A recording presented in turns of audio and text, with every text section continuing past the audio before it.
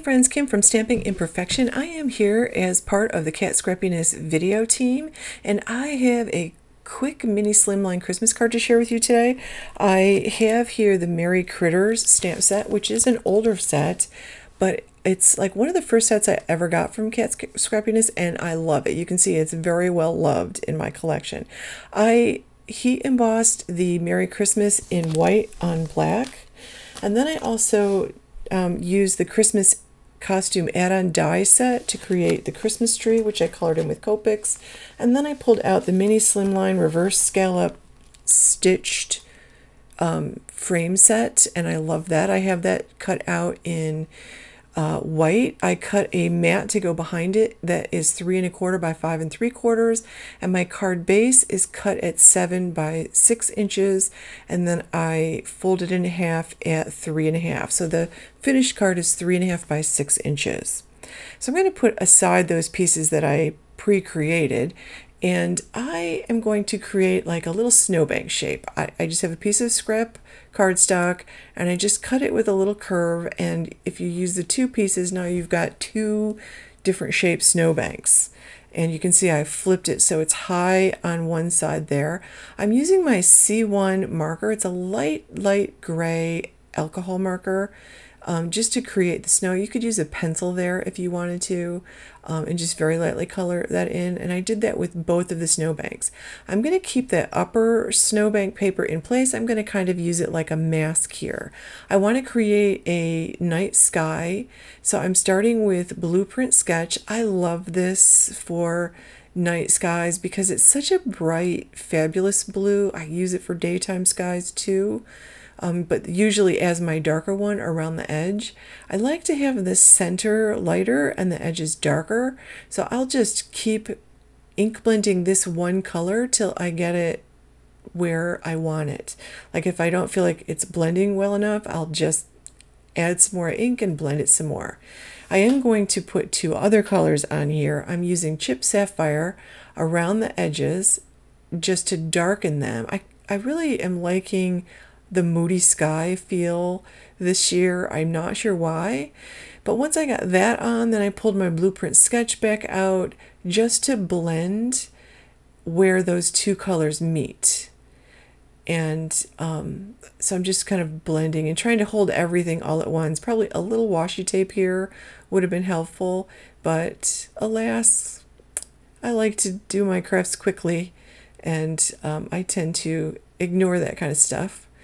I wanted the edges just a little bit darker, so I pulled out black soot, went around the edge there. I'll blend the black soot into the Chip Sapphire, and then I will one more time blend the Blueprint Sketch edges so that I get a nice smooth sky look, and I really like the way that looks. Now I cleaned off my desk and my hands, and now I'm using the BV 0000 to flick across that snowbank line, both of the snowbank lines. I'm just kind of flicking down from the top of the snowbank toward the bottom of the card, and I'm using a darker color now. This is BV 00, and I'm doing the same thing, but I want this to show up. Like I want you to be able to see this, essentially this shading I'm creating, and you know, you can do this really fast. Like I'm literally doing it this fast. And I just feel like, doesn't it look like snowbanks? And I haven't colored in very much of the snowbank. I pulled out the, this is the BV40, that just pulls out the darker color, the BV00, into the white of the snowbank below. And it really kind of fades, so you barely see it. But I love the way a little bit of marker carefully added can add so much dimension to your project, because those snowbanks look dimensional almost. So I'm pulling out the Merry Critters stamp set because I love the little tree on this Merry Critters stamp set. It's one of my favorite stamps on the whole thing. I was tempted to put a reindeer in, but I just really wanted this to be like Christmas trees. I did pull out some white ink spray, which no longer sprays, but I flick it on so I get some snowfall effect. And the key here, friends, put it aside. I put it on a board, I put it away from where I'm sitting so that I do not smear those drops, because I am queen of smearing the drops. So that was a cutting board or something someone gave me, or I got on Amazon. I don't even remember where that came from. Looks like a little pizza shaped board to me, like a pizza parlor board. And all my lights are really glare there. I'm so sorry. I'm going to stamp 4 of these. I'm just using black ink and I'm just stamping 4 of these. And then I'm going to color them in. And I wanted you to see how I was coloring in my trees here. Again, I'm using my Copic markers, and I'm starting with G29, and the G29 goes under each level, like directly below the level. And then I'm using G28 just to blend that color out a little bit. And I'll use G24 to get some light in there, but I'm not coloring all the way to the edge because I want some white on the edge to look like snowfall. And on the other 3 trees, I'm actually going to leave the tip of the tree just white. So I'll start the G29 a little farther down, and I'll just do that to all of the trees. This is exactly how I colored in the larger tree that I pulled from the Christmas costume add-on set. I used these same colors, and then I used Y38 to color in the light bulbs, and Y38 and Y11 to color in the star at the top of the tree. So I'll finish coloring these in, and I'm going to cut them out with my Brother Scan and Cut. I'm not sure if there's a die set. I think I've had this for so long, if there was a die set, I would have gotten it. There might be a die set now. I'll check and I'll put it in the links below. So I'm trying to decide if I want to use 5 trees or just 4, because this is a pretty narrow card. I don't want them to look like they're stair steps, so I'm just going to use 4. The 3 of the smaller ones and then the larger one.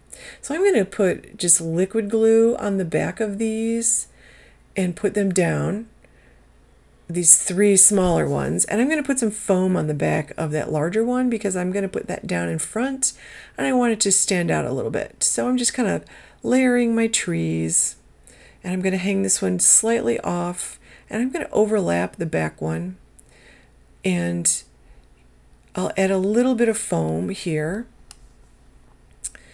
So whatever foam you have in your stash, that's what you use. I have no idea where this came from. It's been 6 months since I've seen it, so you know, it's been in storage for 6 months, so now it's back with me. And I'm just kind of putting a bunch of foam on, and I just keep cutting smaller pieces to fit behind the star, because if I mail this, I don't want it to get smushed too badly. And I'm going to put it down, but before I do that, I want to add a little bit. I pulled out the BV40s and I started to put like a shadow below, and decided I thought I might use some like brown colors, but I decided I'm going to use the warm gray. This is W1, and I'm just stippling, which just means putting big sloppy dots. In my world, that's what stippling means. I don't know what it means in yours, but I'm just creating a little shadow, just really quickly putting some big messy dots underneath it just to give it a little bit of shadow so it looks more realistic. It doesn't look like it's hanging out in air. And I added the sentiment with liquid glue, making sure I pushed it over far enough so that it would not get covered by the frame. And then I'm just going to trim that off, and I'm going to trim the edge of that tree off that I have overhanging as well. And I'll go ahead and glue the frame. Isn't that pretty with the frame? The frame just makes it look like a picture, or like you're looking out of a really pretty window. I love the little frames. I just think they're wonderful. I love the stitch detail in the reverse scallop, because the scallop now goes toward all the pretty stuff. I like it. That makes sense. So I put that on, and again I'm going to add foam here. I pulled all the backing papers off, and now I'm just adding it to the center of my card front. And I decided that I want to use a few embellishments. Now here is something fabulous.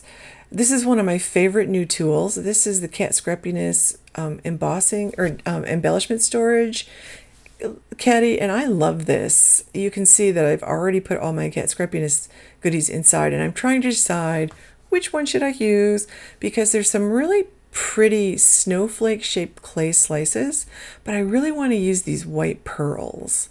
I think I used the snowflake ones on my last card that I did, so I decided I really want to use these pearls. This is the snowfall pearl mix, and I love it. I love the variety of sizes that you get in the pearl mixes, and I think that it's just fun. I think I put like six on there, and I just spread them all out, and I used a variety of sizes.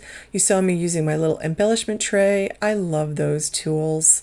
Like, they are wonderful, and like they corral everything on your desk. And if you're using small dies, those embellishment trays are wonderful for, you know, just holding those small dies till you get them put away in the package however you store your dies.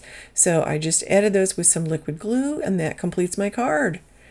I'm gonna put all the links to the products below, but I also want to remind you that Cat Scrappiness is giving out little goodie bags with the orders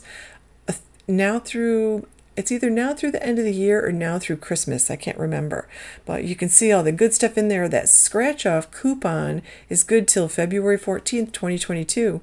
Thanks for watching, friends. Make sure you give this video a thumbs up and subscribe to the channel. Click that bell to get notifications every time someone uploads a new video. Thank you so much for watching.